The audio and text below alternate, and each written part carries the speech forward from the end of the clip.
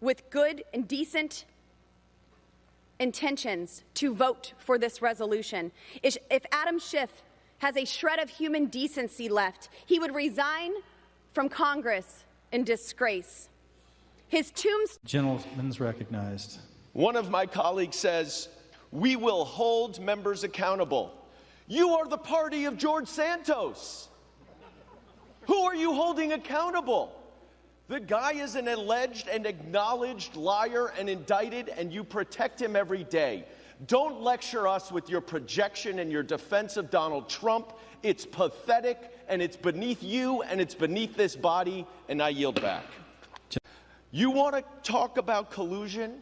Let me ask my Republican colleagues, if a campaign manager for a campaign is giving internal information to a Russian intelligence agent, is that collusion? Because that was the once classified information that is now public and now constitutes collusion. And there are so many other issues. But here is the real gravamen of my offense. I led the first impeachment of Donald Trump for one of the most egregious presidential abuses of power in our history. And I led a trial which resulted in the first bipartisan vote to remove a president in history. And I would do so again.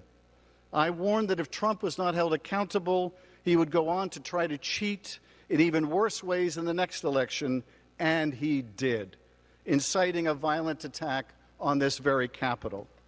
And after that, I participated in some of the most important hearings in congressional history, hearings that exposed Donald Trump's incitement of a dangerous insurrection to prevent the peaceful transfer of power. Driving out anyone who dares to think for himself or herself. But don't take my word for it. Just read Friday's statement by the twice-impeached inciter of insurrection, sexual abuser, defamer of women, and indicted pilferer of national security secrets, war plans, and top-secret classified documents himself. On Friday, Trump posted this order to his followers and this unveiled threat to anyone who would dare to defy his control over the GOP. Quote, "Any Republican voting against Adam Schiff's censure or worse should immediately be primaried," he wrote. The Luna resolution is a weapon of mass distraction from Trump's indictment by a Florida grand jury on 37 federal charges relating to obstruction and unlawful retention of defense information for storing dozens of classified, secret, and top-secret documents at his Florida resort, in his bathroom, his bedroom, and beyond, and then refusing repeatedly for more than a year to return any of these official documents to the archives and the FBI. It's amazing to me that they have to change the subject from one of Donald Trump's current offenses against America to one of his older offenses, welcoming Russian interference in the 2016 presidential campaign. No matter how many false justifications or slanders you level against me, you but indict yourselves.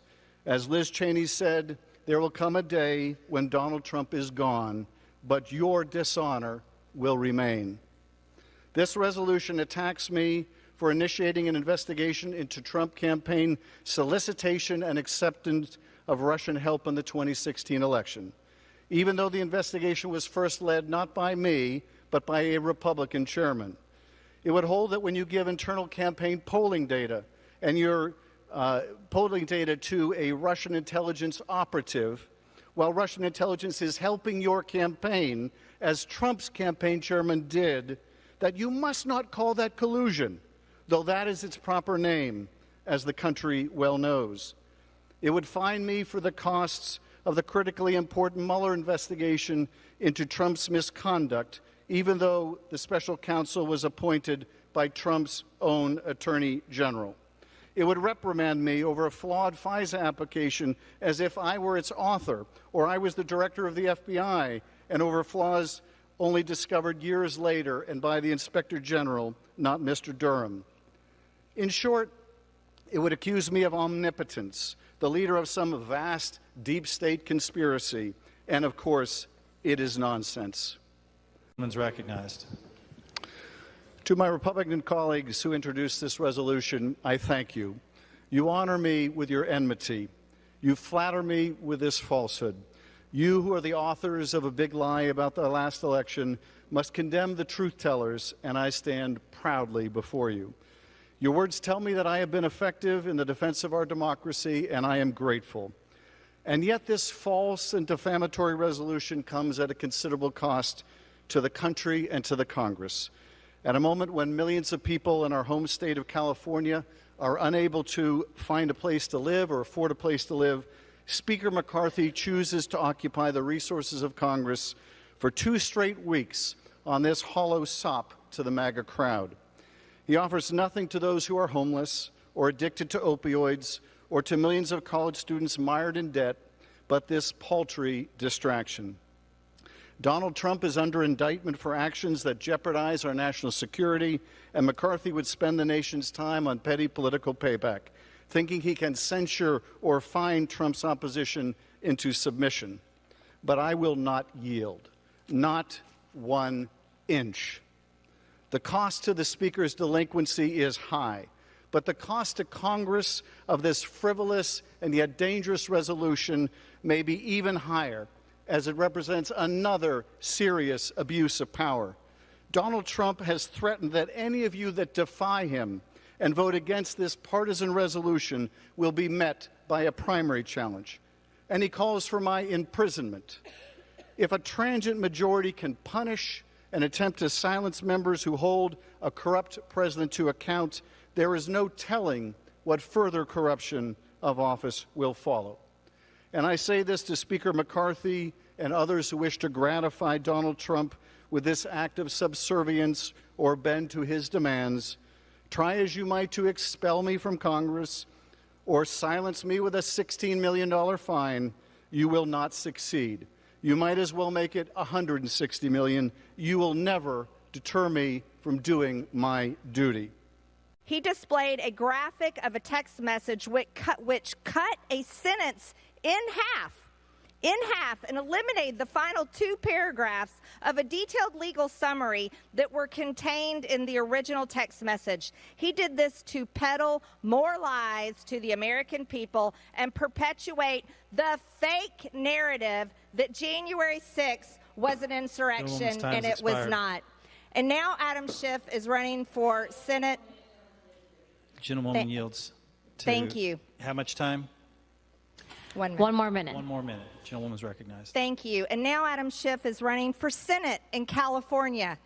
Now, California has a lot of things messed up, and California is not the model that the United States needs. As a matter of fact, their government policies are atrocious.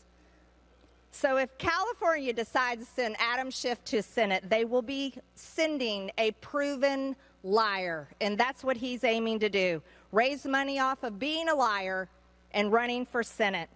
I yield back the remainder of my time. My colleagues, if there is cause for censure in this House, and there is, it should be directed at those in this body who sought to overturn a free and fair election. The question, my Republican colleagues, is not why am I the subject of this false resolution for doing my constitutional duty, but why are you not? Why are you not standing beside me, the subject of a similar rebuke for speaking the truth? Why did you not stand up to Donald Trump? Why did you not reject his immorality? Why did you not condemn his dishonesty? Why did you not speak out when his horde attacked this Capitol, or now when he treats the nation's secrets with such carelessness, lawlessness, and disdain? Why did you hide from efforts to hold him accountable? Why were you silent, afraid, unwilling to do your ethical, constitutional duty? Why did you cower? Why did you cower? And why do you still? Will it be said of you that you lack the courage to stand up to the most immoral, unlawful, and unethical president in history, but consoled yourselves by attacking those who did? Today, I wear this partisan vote as a badge of honor, knowing that I have lived my oath, knowing that I have done my duty to hold a dangerous and out-of-control president accountable, and knowing that I would do so again in a heartbeat if the circumstances should ever require it. I thank you, and I yield back. Members are reminded to direct their remarks to the Chief. Speaker, I thank the gentleman for yielding and for his great presentation today. Today, we are on the floor of the House where the other side has turned this chamber, where slavery was abolished, where Medicare and Social Security and everything were instituted, they've turned it into a puppet show. A puppet show. And you know what? The puppeteer, Donald Trump, is shining a light on the strings. You look miserable. You look miserable. The only advantage to all of this is that instead of reversing what we did on the IRA to save the planet, or reversing what we did to reduce the cost of prescription drugs, you're wasting time. Adam Schiff is one of the greatest members of that. The gentleman's time has expired. Speaker, Republicans care more about personal vendettas and sucking up to Trump than about doing what's right for the country. Adam Schiff has been an incredible member of Congress. He exposed Trump's lies and corruption, impeached him, and got a bipartisan conviction vote in the Senate. He's passed real and consequential laws that solve real problems and help real people. And what's the sponsor of this censure done? What's Congressman Luna's record? I want her constituents to know, in her congressional career, 5 out of the 6 legislative items she's ever introduced are about Adam Schiff. I mean, doesn't she have anything better to do? Like, I don't know, help her district? This is what's known as lunacy. And it's all about deflection, retaliation, and distraction from Trump's 37 felony charges. The people who came up with the big lie want to censure Adam Schiff for telling the obvious truth, all so they can defend a 3-time loser ex-president who's been indicted more times than he's been elected. What an embarrassing day for this institution. What an insult to the American people. I urge a no vote, and I stand proudly with Congressman Schiff. I want to thank the chairman of the Rules Committee for those astute remarks, and I will note that dozens of members of our caucus have come to stand with Mr. Schiff today, while the sponsor of this resolution, Ms. Luna, appears to be completely isolated over on her side of the aisle. I'll reserve.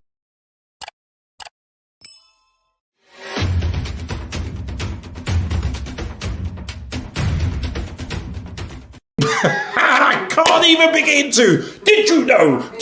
It's incredible. Okay, this is like watching a regurgitation of every bit of nonsense put out on Fox News over the past few years in terms of the deep state, the Durham, the Pfizer. I mean, it is just like the fact that there is real situations that need a... Do you know what? Hold on one second. Hush up. Hush. Just hush. Hush. Is my remote working? You can't shut these people up when you try. There we go, it's better. The fact that there are real serious situations across America, whether it's health, I'll go through the list, whether it's jobs, whether it's schools, whether it's gun safety, whether it's about the economy.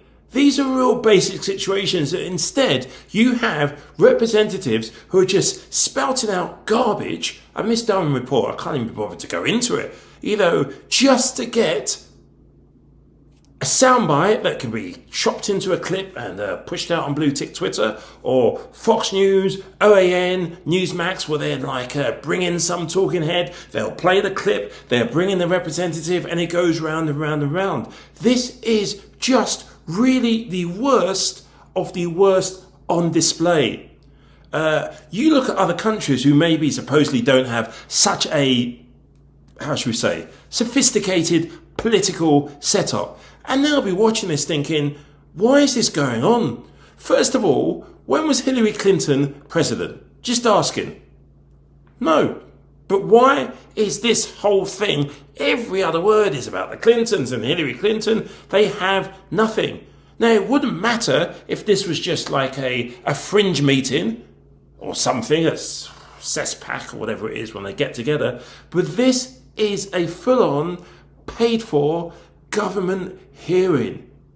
You can't tell me that the people, and when I say the people, I mean everybody, is served by this buffoonery. For me, Cori Bush hits the nail on the head. So does Adam Schiff. So does Eric Swalwell. So does Jerry Nadler. Or Nadler, rather. It goes on and on and on. And all they have to say back is, oh, well, it's political, they're trying to say this. This is an embarrassment. If Jim Jordan would like his legacy to be something apart from Jim Jordan in a wrestling changing room, well, he's not really going the right way about it.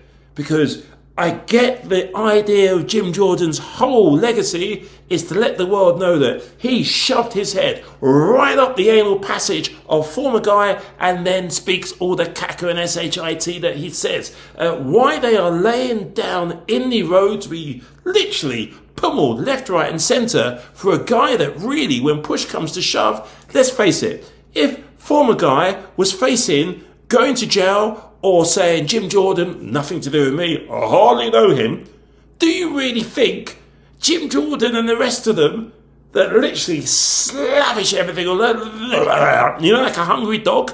That's what they do. Do you really, really think, hand on heart, former guy has any level of faith, trust and believe in these clowns?